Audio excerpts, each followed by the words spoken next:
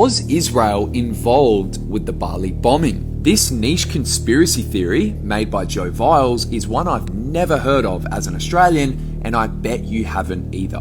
Before we begin, remember this. Before the Bali bombing, the Australian public was fully against sending troops to fight in Iraq not long after 9/11. With that being said, let's begin. This theory is built on the suspicion behind the explosion itself.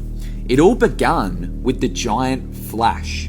People who were up to 5 kilometers away from the explosion itself claim to have seen a giant blue flash go through the entire atmosphere. The argument is that for a blue flash to be created, something more than conventional explosives would have to be used, something a lot more advanced. Heads up, this part is a little more gruesome, but out of the 200 people who died on that day, 75 were never found, not a single trace. The argument is that conventional explosives cannot make people fully vanish from an atmosphere. It can only shrapnel its environment, meaning traces are still found and DNA can be recovered. How do 75 people fully vanish when the explosion was outside the building in a van?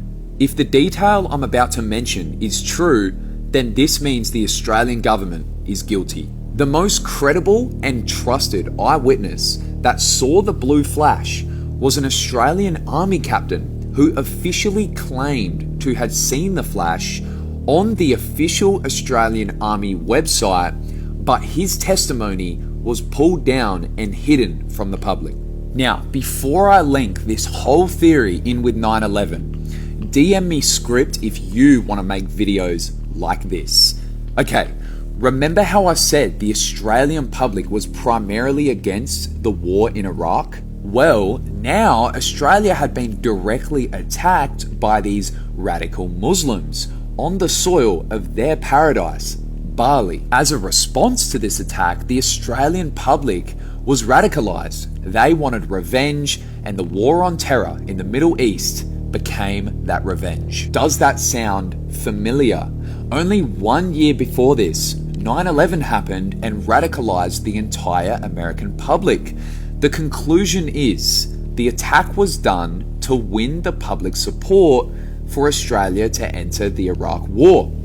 The theory suggests that this explosive device was an extremely advanced semi-nuclear weapon imported to do as much damage as possible without leaving any nuclear traces. When war begins, Israel profits. Did the blue flash really happen? Let me know in the comments.